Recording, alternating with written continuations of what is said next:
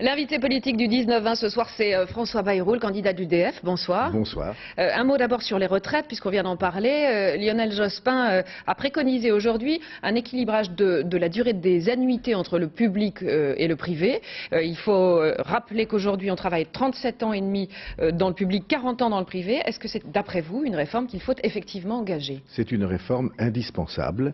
Et tout le monde croit et dit que les fonctionnaires ne l'accepteront jamais. C'est parce qu'on connaît mal les fonctionnaires. Les fonctionnaires sont des Français conscients et ils se rendent bien compte qu'on ne peut pas avoir des disparités et des disparités qui avantagent les salariés les plus protégés au détriment de ceux qui le sont le moins. Il y a d'ailleurs probablement aussi des disparités dans l'autre sens. Mais pour moi, c'est très clair, il faut une égalité de traitement entre les deux. Et ça veut dire 40 ans pour tout le monde, par exemple ? Élise Lucet, c'est en prenant face à face les problèmes au lieu de les esquiver et de les fuir qu'on va changer la France. Il y a un tel besoin, enfin, qu'on affronte les problèmes, enfin qu'on les règle, et enfin qu'on adopte des méthodes et des procédures qui jusqu'à maintenant ne l'ont jamais été. C'est pourquoi je dis, je veux organiser un référendum sur les retraites. Parce que une des raisons pour lesquelles... Mais attendez, référendum pourquoi? Pour fixer par exemple le nombre d'annuités, savoir si c'est 37 ans et demi, 38, 40... Référendum sur le projet de réforme. Quand on aura, si je suis élu, je réunirai tout le monde autour de la table. Les syndicats, y compris de retraités, les entreprises, et puis la majorité, le gouvernement et l'opposition. Parce que pour moi, ça n'est plus un problème de droite et de gauche. Et ensuite, on prendra ses responsabilités. Un projet sera écrit. Et ce projet, je le soumettrai au référendum des Français. Parce que ceux qui nous écoutent, ils veulent être assurés qu'on ne va pas leur prendre leurs acquis si on ne peut pas faire autrement. Et qu'on ne va pas prendre de décision à leur place. Et qu'on ne va pas prendre de décision à leur place. Alors à Barcelone ce week-end, sans que personne en soit informé, Jacques Chirac et Lionel Jospin ont signé un accord qui prévoit d'allonger de 5 ans la durée des cotisations.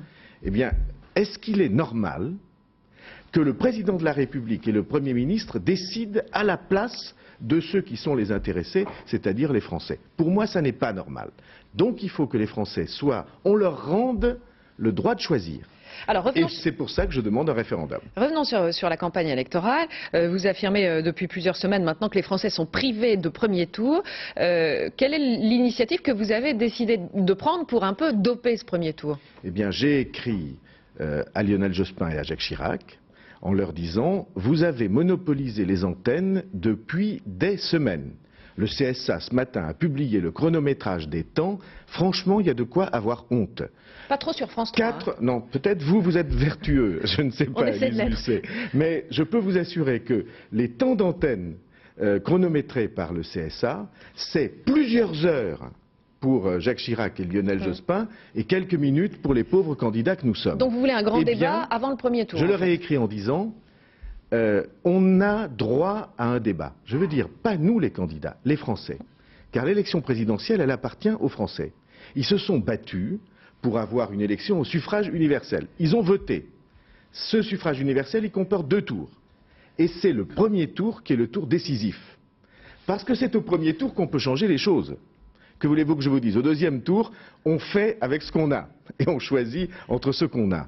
Alors, mais si ce que je dis est vrai, c'est-à-dire si les Français ont un puissant besoin de changement, s'ils veulent sortir de ce face-à-face éternel qu'ils ont sous les yeux depuis 20 ans et qui conduit uniquement à l'impuissance, aucune décision de prise, aucun dossier qui avance. S'ils veulent en sortir, c'est au premier tour qu'ils le feront. Et donc un grand débat, Lionel Jospin a répondu oui, et je crois que Jacques Chirac va répondre oui. Vous aurez la réponse dans quelques jours parce qu'il est à Monterrey, là. Hein.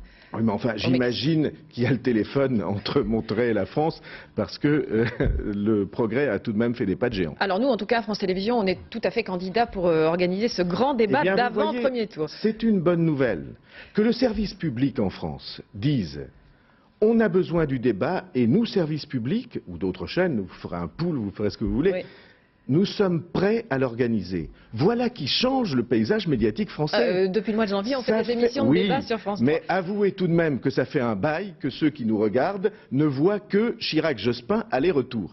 Et je vais vous dire, ils en ont par-dessus la tête. Et ils ont bien raison. Et c'est pourquoi peut-être aurais-je fait, par ma démarche, changer l'organisation de la campagne électorale. Alors, François Bayrou, nous recevions hier soir sur ce plateau, exactement à votre place, Jacques Chirac, qui affirmait qu'une... Mais puis-je me permettre de vous dire que vous le receviez beaucoup plus longtemps, n'est-ce pas? Alors, attendez, à l'instant, on me fait parvenir la réponse de Jacques Chirac, je vous la prends, il dit non. Ouais. Vous voyez, le téléphone fonctionne jusqu'à effectivement avant c'est vraiment très embêtant.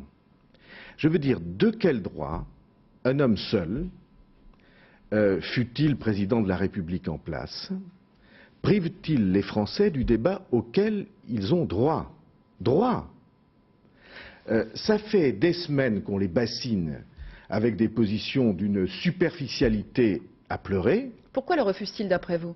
Eh bien, je ne sais pas, vous lui poserez la question. Mais je sais en tout cas que ceux qui ce soir doivent être frustrés, ce sont les Français. Parce que c'est eux qui ont à voter, et le moindre des droits qu'ils doivent affirmer et faire valoir, c'est le droit à l'information et le droit à la confrontation.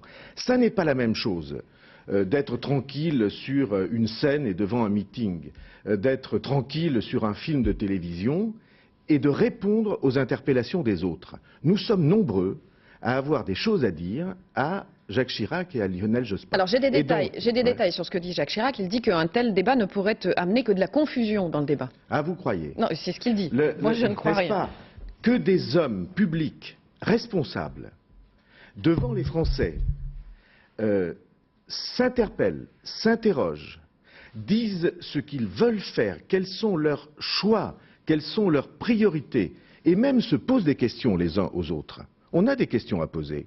Par exemple, j'aurais demandé à Jacques Chirac pourquoi, depuis 20 ans, Dieu sait qu'il a joué un rôle majeur depuis 20 ans, pourquoi la France ne résout pas ses problèmes?